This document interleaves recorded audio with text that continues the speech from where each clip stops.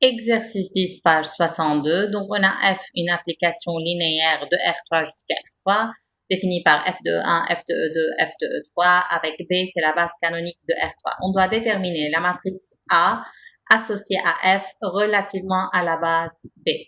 Donc, on veut MFB, je vous rappelle. Donc, ici, on veut l'image de B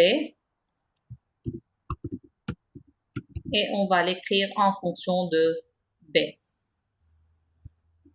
B, c'est quoi?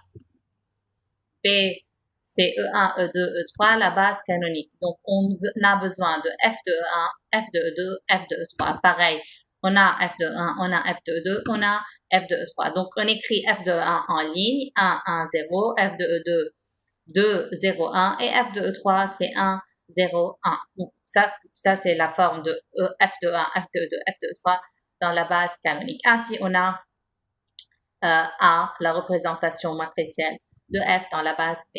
Deuxièmement, trouver F de 2, 2, moins 1 en utilisant la matrice A. On a fait ça dans l'exemple, l'exercice supplémentaire. Donc, pour vos M, la F de 2, 2, moins 1, ce n'est autre que A.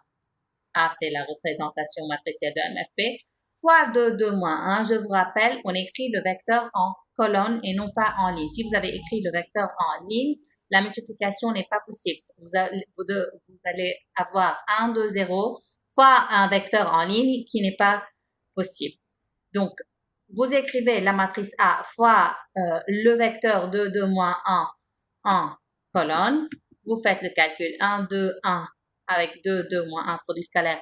Vous allez obtenir 2 plus 4 moins 1, donc 5. Puis, deuxième ligne de la seule colonne, ça va être 2. Et finalement, 0, 1, moins 1 avec 2, 2, moins 1, ça va être 2 plus 1, donc c'est 3.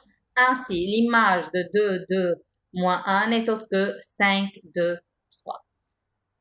Après, montrer que B1, qui est F de 1, F de 2, F de 3, c'est une base de R3. Donc, pour montrer qu'elle est une base de R3, il faut calculer le rang. Donc, rang de B1, c'est le rang de F de 1, F de 2, F de E3. Donc, ce n'est autre que la matrice qu'on a déjà écrite en colonne. Donc, on a déjà écrit la même matrice en colonne pour trouver le rang. Vous pouvez réécrire F de 1, F de 2, F de E3 en ligne si vous préférez. Mais je vous rappelle, le rang d'une matrice, si elle est écrite en ligne ou bien en colonne, c'est le même. Donc ici, je vous laisse le calcul du rang. Vous pouvez faire une seule étape pour déduire que le rang c'est 3. Donc, puisque vous avez la deuxième ligne et la troisième ligne ne sont pas collinéaires, donc dites-vous correctement, vous pouvez déduire que le rang c'est 3. Si vous préférez, vous pouvez faire le calcul. La question, c'est de montrer que B1, c'est une base de R3. Donc, le rang de B1, c'est 3, égal à la dimension de R3. Donc, c'est libre et génératrice de R3. Donc, elle est une base de R3. Maintenant, déduire que F est un automorphisme. En effet, je vous rappelle, du rang de F, on peut savoir cela. Et le rang de F n'est autre que le rang de A. Donc, le rang de F, c'est égal le rang de A. Et en effet, le rang de A, dans cette partie-là, le rang de A, c'est le même que le rang de B1 parce que c'est la même matrice, je vous rappelle. Ça, c'est la première ligne, on a la première ligne. La deuxième ligne, c'est la deuxième ligne. Et la troisième ligne, c'est la troisième ligne. Donc, c'est la même matrice. Parce que rang de A, la matrice A, c'est l'écriture de F de 1, F de 2, F de 3 en colonne. Et ici, lorsqu'on a calculé le rang de B, on a écrit les trois vecteurs aussi en colonne. Donc, c'est le même, c'est le rang de la même matrice.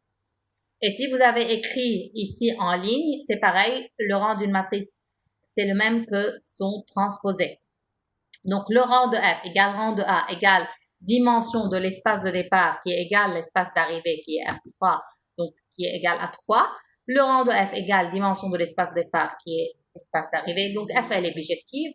Et puisque on a l'espace de départ, c'est R3, l'espace d'arrivée, c'est R3, alors c'est une automorphisme. Finalement, déterminer MFB-B1. Donc, dans MFB-B1, ici, c'est l'image de B, F de B. Je vous rappelle, F de B, c'est quoi? c'est F de E1, F de E2 et F de E3. Et ce côté-là va être B1. B1, c'est qui?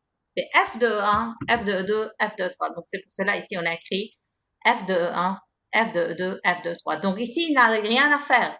Que vaut F de E1 en fonction de E1, de F de E1, F de E2, F de E3? Donc, remarquez, F de E1, c'est quoi? C'est 1 F de E1 plus 0 F de E2 plus 0 F de E3. Que vaut F de E2? C'est 0 F de E1 plus 1 F de E2 plus 0 F de E3. Et finalement, que vaut F de E3? C'est 0 F de E1 plus 0 F de E2 plus 1 F de E3. Donc, qu'est-ce qu'on remarque? Cette matrice n'est autre que la matrice identité. Et je vous rappelle, j'ai dit le rang de F, c'est le rang de la matrice A qui est écrit dans n'importe quelle base. Donc, ou bien si vous voulez le rang de la représentation matricielle de F dans n'importe quelle base. Donc, si vous prenez le rang de A en utilisant la matrice précédente, on a trouvé le rang C3. Et si vous utilisez cette matrice-là, le rang, il est aussi 3. Donc, le rang, il est unique. Le rang de F, c'est unique. Vous pouvez utiliser n'importe quelle représentation matricielle. Vous devez trouver la même réponse. Donc, ici, pareil, le rang de l'identité, bien sûr, c'est 3. Et ça, c'est le rang de F.